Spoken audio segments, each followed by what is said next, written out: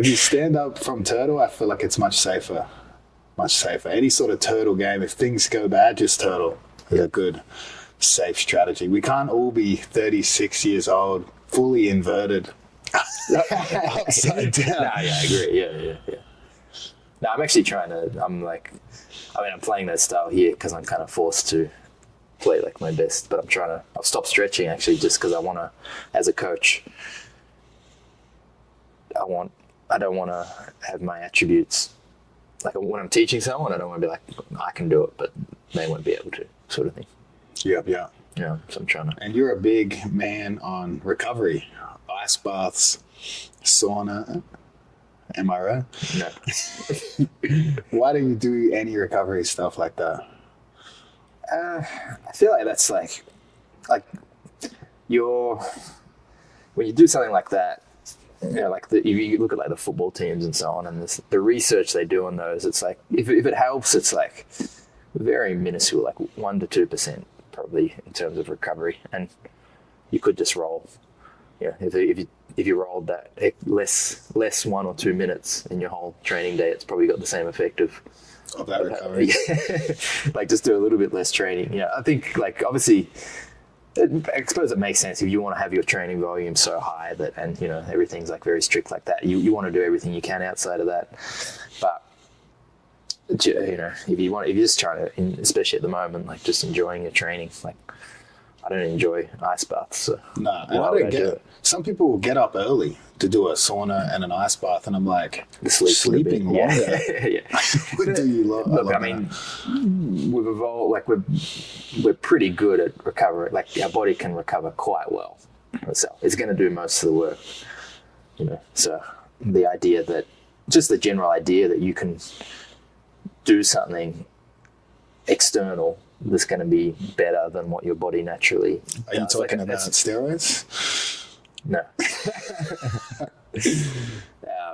Yeah, but I mean, I'm usually skeptical of most things, but like I think there's some things like ice baths. I think there's some evidence, but even why do they work is another question. Because like I went to a lecture on it, and I think they put like a little pin in. Like actually, you have to like pierce the muscle to measure the temperature change. So if you're trying to cool down a muscle, I think someone was in an ice bath for 13 minutes to cool the muscle down 1 degree.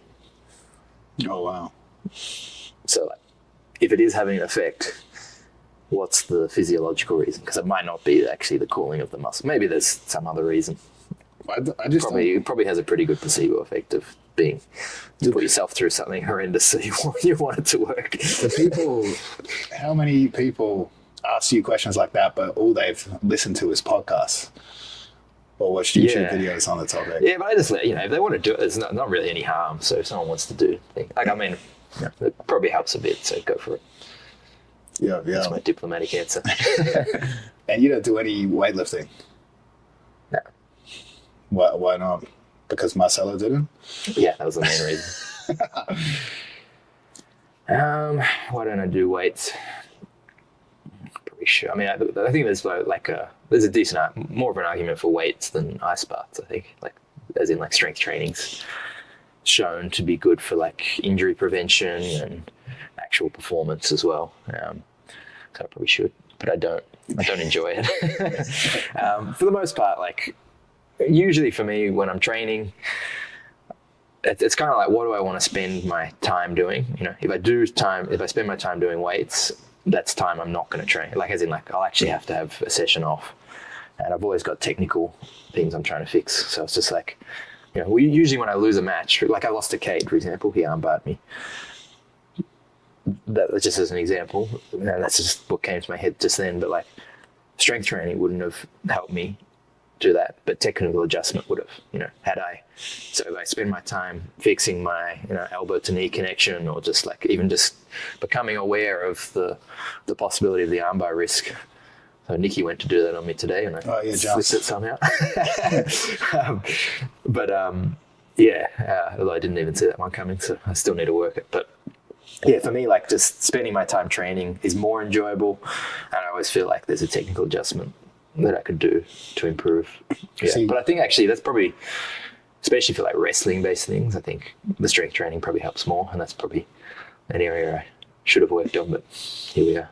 I take the different approach because I lost to Kainan and thought I just need to be stronger than him. Right. Do you reckon?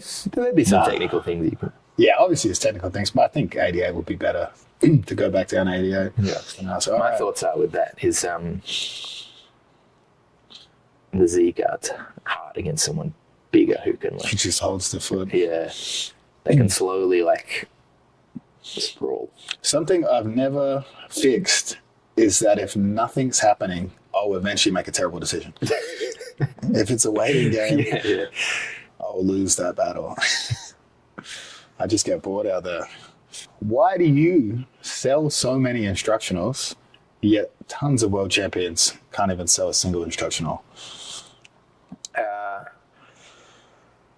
So if you look at, even if you look at the what they're doing in like skill acquisition research, there's a pretty strong theory that there's knowledge of and knowledge about, and basically like as in like you can know like you could explain to someone jiu-jitsu and be terrible at it.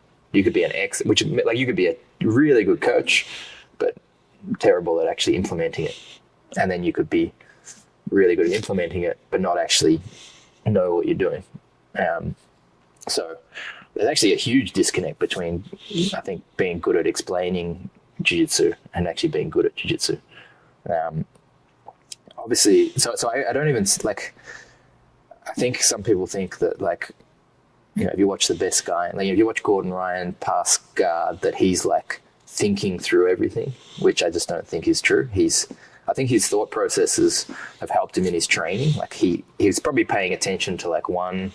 He's like, I need to like, this guy's going to do this, and he's paying attention to like one particular thing at a time. But he's doing all these other things that he's actually unaware of while he's passing the guard, for example. Like where the little battles that are going on with his feet and his knee line, and a lot of those might have been like trained earlier. Like he might have previously at some point in time focused on his knee position, but now that's kind of like automatic almost. But I think even a lot of the adjustments and innovations we do them first and then we rationalize them afterwards. But I mean, that's a good way to, I think, that allows us to share it with a lot of these things are not like obvious to people and they don't come to that of their own. Some of the little pummels you do, no one else is doing them. You have to actually like explain to them that this is like an option you've got from that position. So I think, but you have to be aware of it. So long and short of it is, I think being a good coach and being a good competitor are not necessarily one-to-one. So I'm kind of lucky. I mean, I think they're kind of separate, and there probably should be a lot more coaches who aren't good competitors who are selling a lot of instructional. That's actually what I think. Like there should be more people who are just good at explaining jiu-jitsu that are famous, but for whatever reason, and I think there's some validity to it, but like people want the credibility of someone actually being, knowing that person what they're showing actually works and it scales up, because an issue if you've got a coach saying something who hasn't, let's say they haven't competed, and then you watch them roll with like, it's a black belt and you watch them roll with a blue belt and they really struggle, you'd be like, is the move they're showing actually good? There's always that question mark. If a world champion shows a move, you know it works, they just might not be good at explaining it. So I'm lucky that I think I get a little bit of both worlds there. Yeah, balance both. Hey, it's crazy how many people are so accomplished, but just nobody wants to learn from them at all. Mind blowing. Yeah. I think that's, I mean, a little bit about the style as well, right? Like, and I feel like we sound smarter because of the accents. Yeah. I feel like it does help us. Yeah.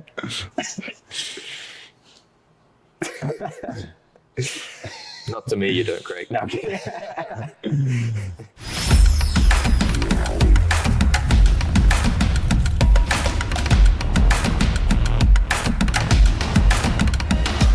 This is point 2. We're calling an Octopus Guard. Across the board, I don't want you to think of it as a guard. It's not a guard, it's not a closed guard, it's not a half guard. It is a position that we are moving at all times. We're hitting tipping points, tilting points, we're making them chase us and onto us. shoot for submissions and pins that aren't really there. So again, although we're calling it Octopus Guard 2.0, try not to think of it as a guard, think of it as an ongoing scramble. That is a problem that is hard for them to solve. And we're going to have sort of answers for all the options and all the risks we take along the way.